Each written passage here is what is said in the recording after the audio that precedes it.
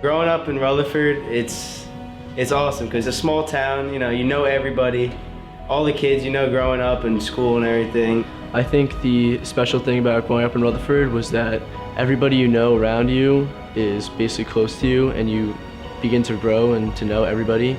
Then the whole community is attached to one another. It's really basically a family nowadays. Madison 2 years ago and Lenape Valley last year, both deep in the playoffs.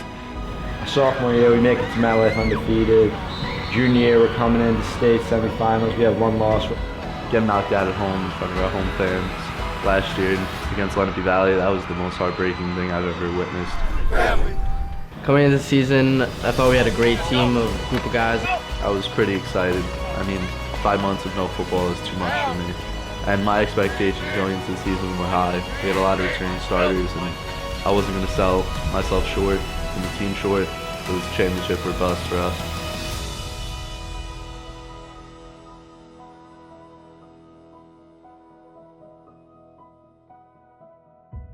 Go!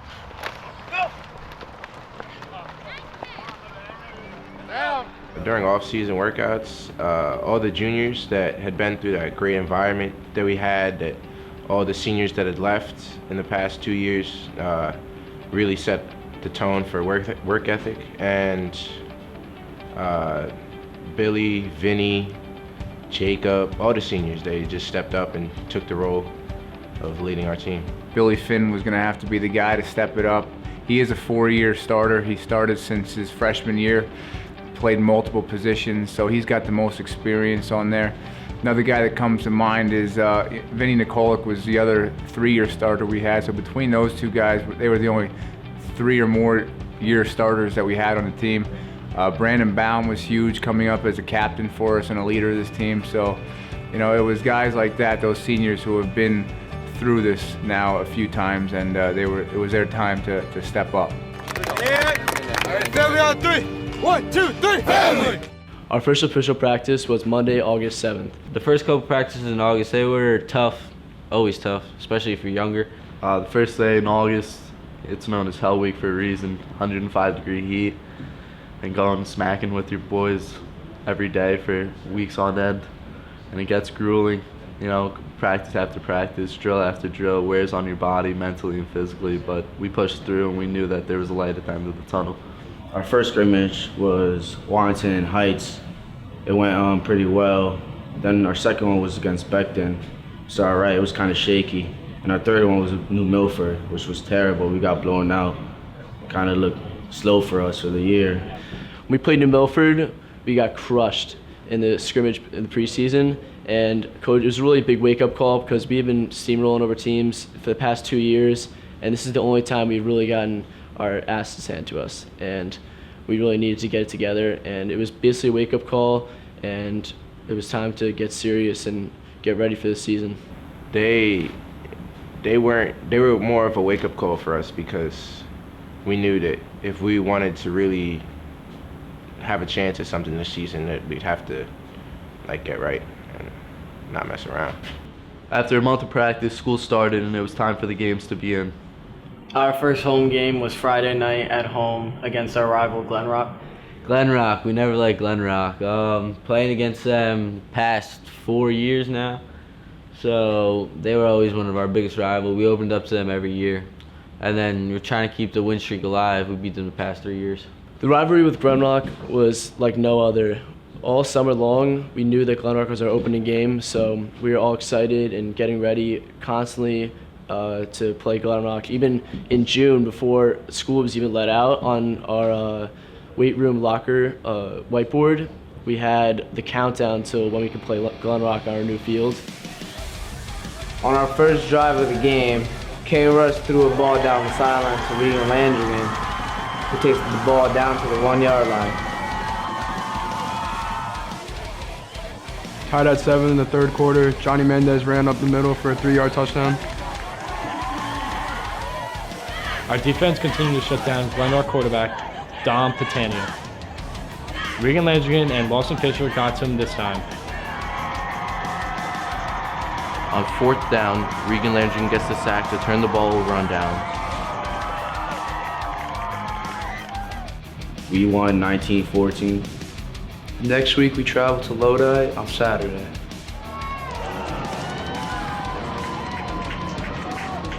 On the opening kickoff, Johnny Mendez took it back 90 yards. That set the pace of the game.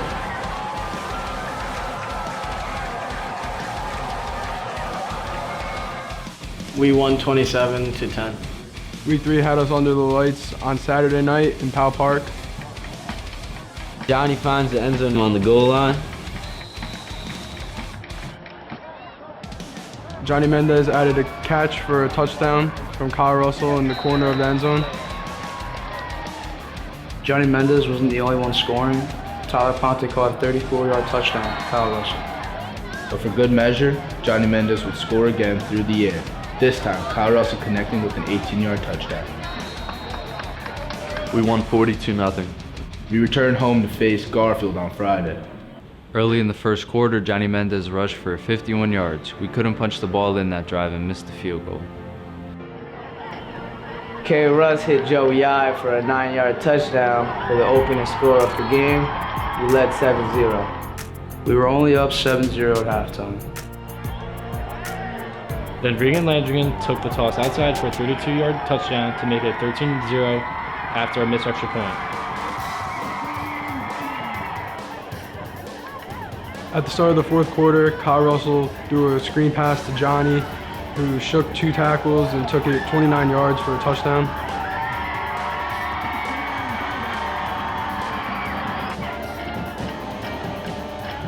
Up 20-0, Billy Finn ran the ball up the middle, breaking multiple tackles, scoring a touchdown. We won 28-0. Our first game in October was at Midland Park playing Waldwick. It was also the first game for Richie, who was able to play after sitting 30 days for transfer. Sitting out the first 4 weeks was kind of tough for me. It was a challenge.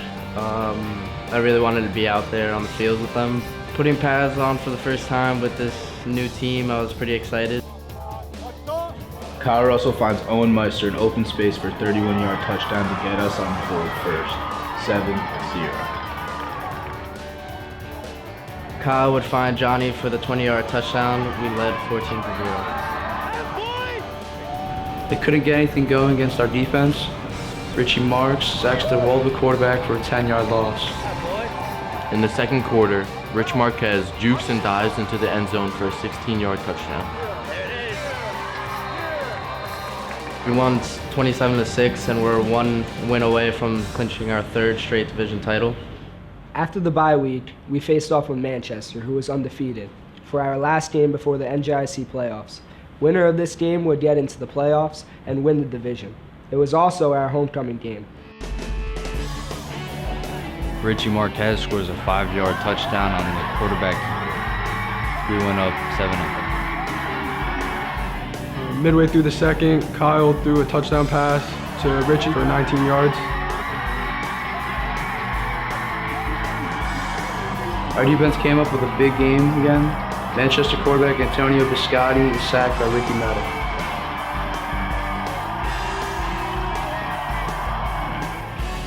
After Rich Marquez touchdown, we were up 21-0.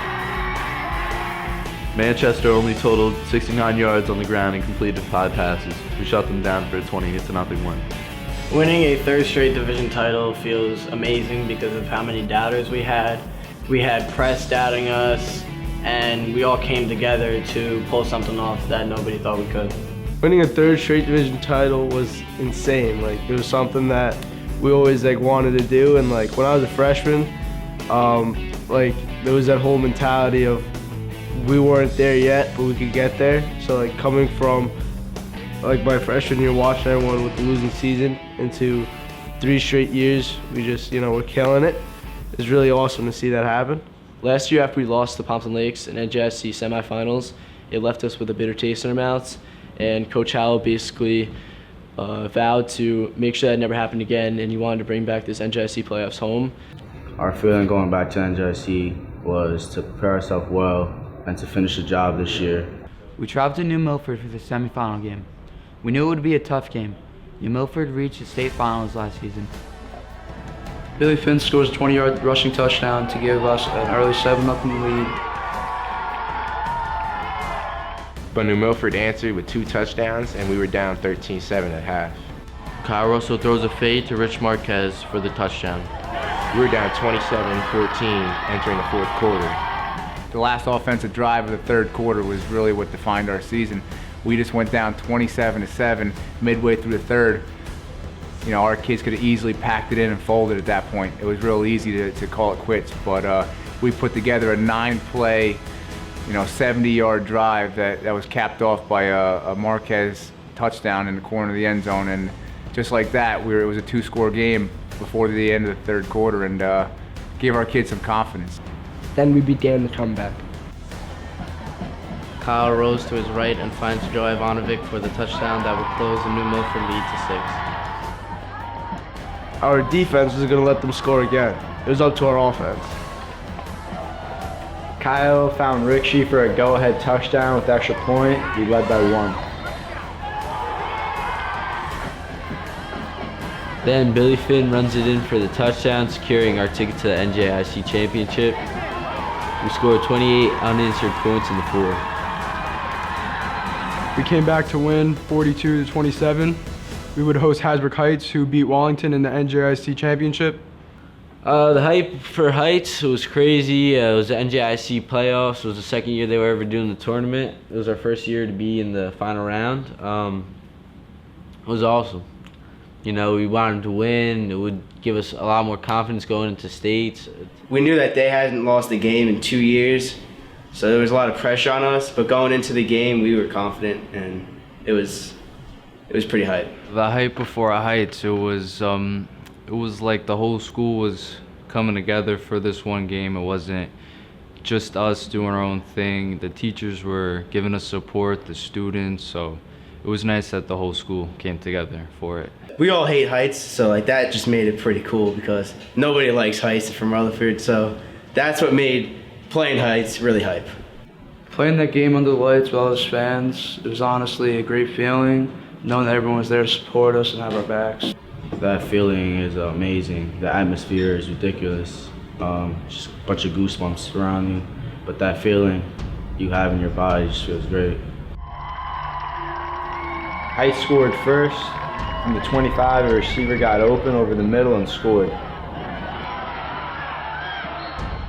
We got the ball to start the second half and drove down the field to their 22-yard line. Johnny Mendez ran it in for a touchdown. We tied it up.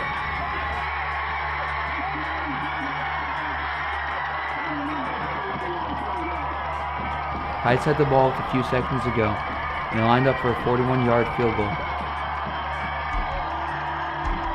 And they ended up missing. The game went to overtime, tied at 7. We got the ball to start, and after 5 straight runs, we were on the 5-yard line.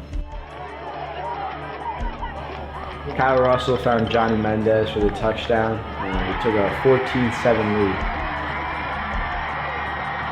Hasbrook Heights got their chance. They faked the handoff and had a receiver open downfield. Tyler Ponte got the interception to end the game and give us the NJIC title.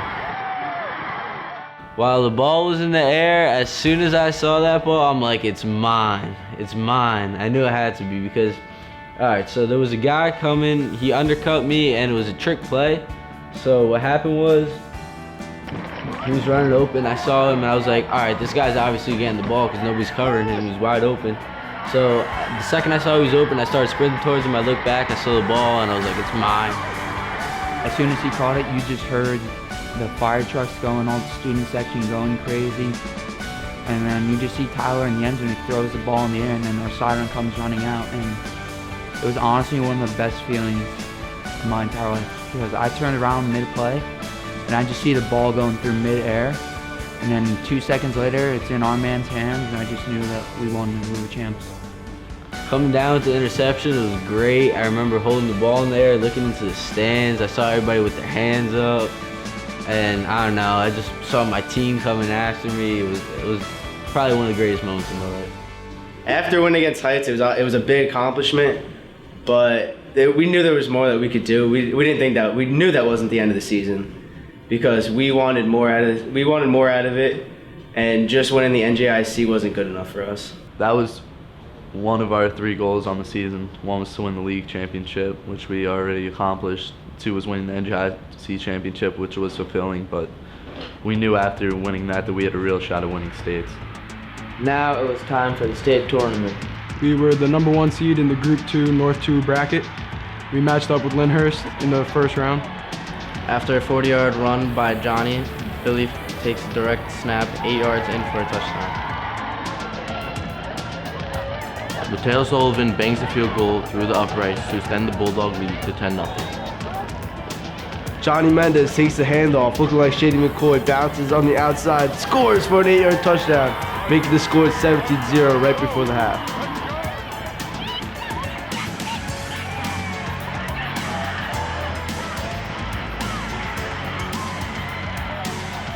The Lyndhurst quarterback is sacked by Vinny Nikolic and Regan Langigan on a third down forced to punt. Up 23-0 after a Richie Marquez touchdown, Johnny Mendez rushes 48 yards for another touchdown.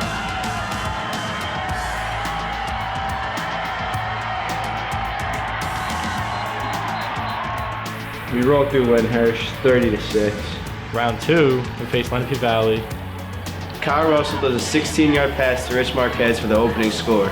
We wanted to send a message early. Kyle Russell finds Rich Marks for the second time, this time resulting in a 12-yard score. Johnny Mendez takes the ball and runs for his 19-yard touchdown.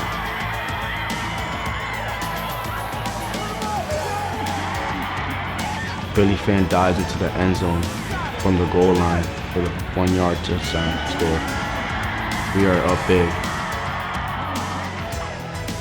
Again, Billy keeps the ball out of the Wildcat this time and scores. We were up big, 34-7, and won 34-21 to reach the sectional final for the second time in 3 years. We are going back to MetLife. You know, MetLife, we weren't allowed to talk about that at practice. You say the words MetLife, you get scolded by coach.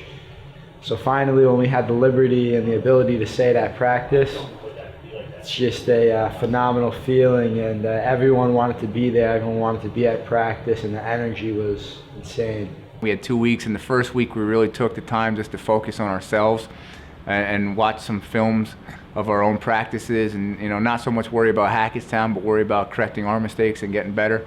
Then it was nice to have 2 days off for the holidays for Thanksgiving, and when we came back on that following Saturday, I think it was all business. It was all focused on Hackettstown. It was just awesome to go back and be able to experience it and have that feeling that, damn, I'm gonna play in this game and this is gonna be awesome. And just going there the day before, we saw everything we saw, nothing was new. It was just a business trip.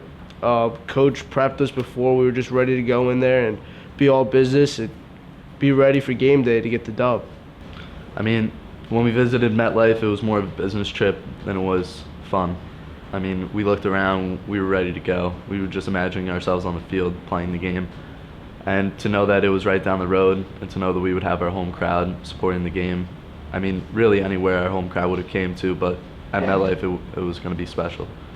Waking up on game day, November 30th, the last game I'd ever play, was a lot different because it hit me that, my football career was over. It was all over, and I had one opportunity left to get it done.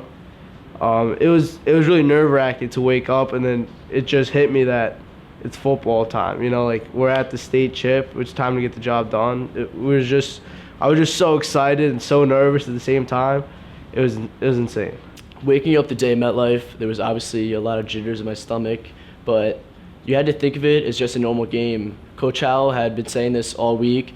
He said, our freshman year, we went to MetLife, and we were just happy with the fact of going to MetLife. But going to MetLife this year, my junior year, this season, we weren't going home without the ring. That's what Coach Howell made us believe, because he wanted to make it believe into reality, because we needed to win this game. When I woke up on game day, I couldn't think of anything but to stay calm and collected. Because when me and my brothers were going out to war, there was only one thing on our mind, and that was to win a state championship. Well, when we got off the bus at MetLife, we had to put all of our stuff down in a row, and all these dogs came in sniffing our stuff for, I don't know, explosives or whatever. But when we got into the locker room, we set up these big speakers and everything, so we could listen to music, obviously. And everything just sunk in right there. And we weren't in the locker room for a long time because we went right out onto the field, got into the game. But it was sitting in the locker room that you knew. Well, the week before, the Panthers were in the locker room. So sitting in the locker room, you know, like Cam Newton was in. It's pretty crazy.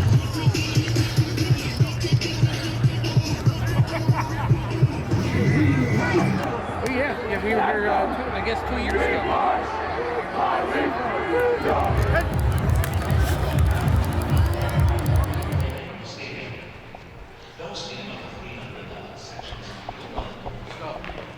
Let's get it, boys. Nobody gave you a chance this year, right? Not one outsider. No, not one outsider gave you a chance this year. After 2015, 2016, we lost too much. That was the word in the street. What did we do? Win a division championship.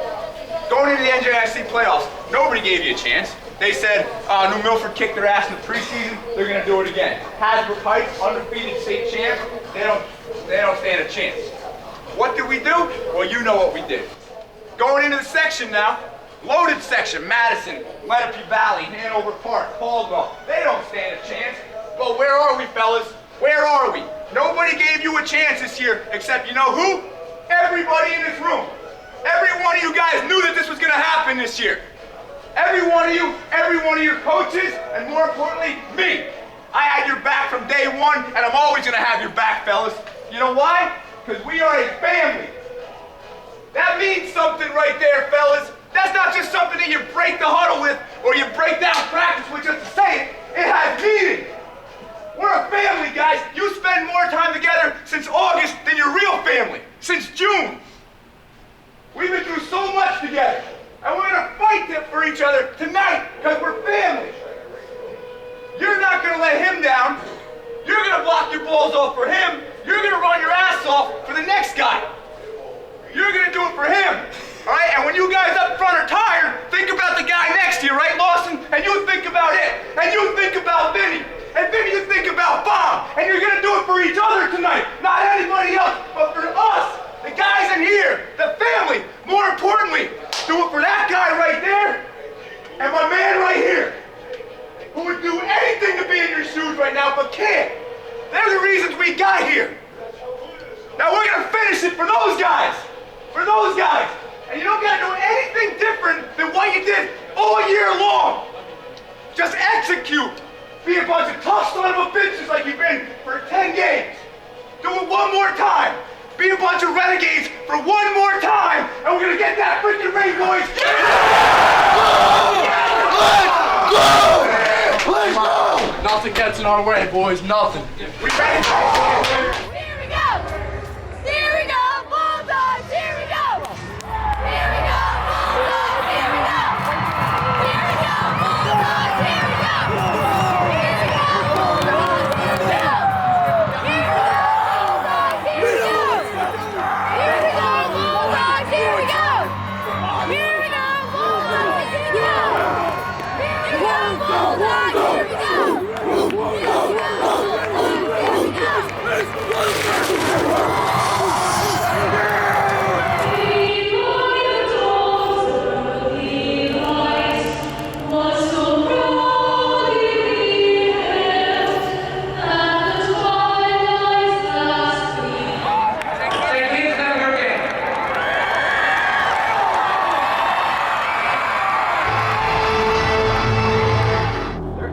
After a turnover, we had the ball. Johnny Mendez took it on a run, 72 yards for a touchdown. That feeling is amazing. Just having everyone else behind you and scoring a 72-yard touchdown. Nothing better than that. Tied at 7 in the second quarter. We were driving down the field.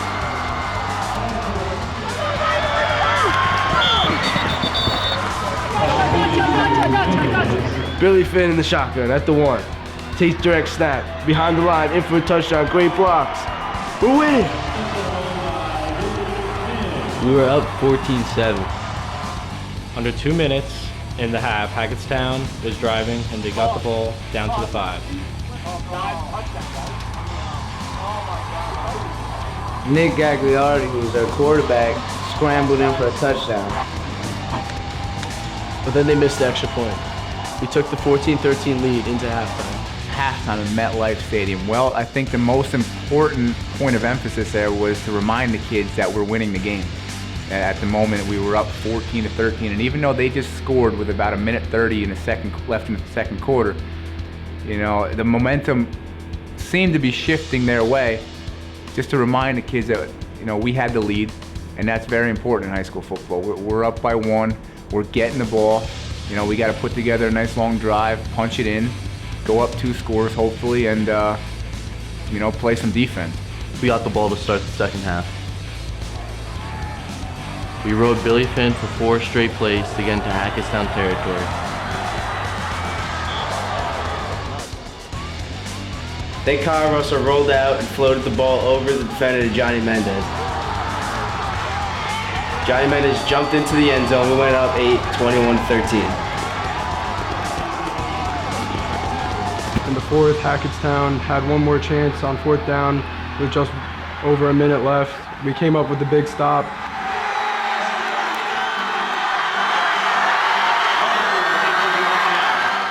Then it was time for victory formation.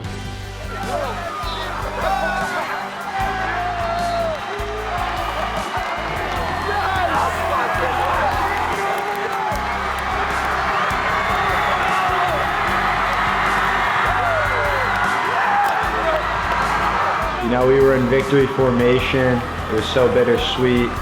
I knew we won and looked over at the crowd. Crowd's going crazy. Look over at my team. Kids are on the ground. People are crying of joy. It was a tremendous feeling. When the final whistle blew, I honestly, like, I didn't know how to feel. Like, it didn't really sink in yet that we won. When we first started in August, there was nothing on my mind that portrayed us to be a state championship team. As the season went on, our team rallied together so much that we made everybody on this team believe, and even the people outside of our team, the critics and other teams, believe that we are a state contender and we are going to bring the state championship home. The state title, wow, it just means so much that, like, as a collective team that we brought it back to our town. It was just a great feeling, you know, knowing that we couldn't get it 2 years ago. A lot of people were counting on us then, and we could have let them down. So. When that final whistle blew, it was all relief. You know, four hard years of work was finally paying off, and to know that we did the best thing a team could possibly do, go 11-0 state championship. We'll be known as legends until the day we die. Guys, you guys deserve this right here. Alright? I love every single one of you guys. Alright, we talked about it all year long, baby. Family for life. Right? From every single one of you here. Alright, it's your contributions. Alright? It was obvious that the entire community rallied around us, and it's amazing that what winning can do and what football can do in such a small community like Rutherford, where you know, everybody came out to support us. You know, everybody was on board for this ride. It was, you know, like I said, they all rallied around us, and you know, they treated these kids like heroes, basically. And that's the beauty of winning a title in a small town. I thought the season would end no different, but I didn't know how the path would be to get there. You know, we had a lot of guys that stepped up in big situations and really deserved to be able to call themselves a state champion. It's an honor to host and to celebrate our 2017 champions. We recognize here today our Rutherford High School 2017 football champions. On behalf of the Borough Council and all of the residents of Rutherford, we congratulate you all. You know, those kids really made this community proud, and it was just an amazing experience for all of us.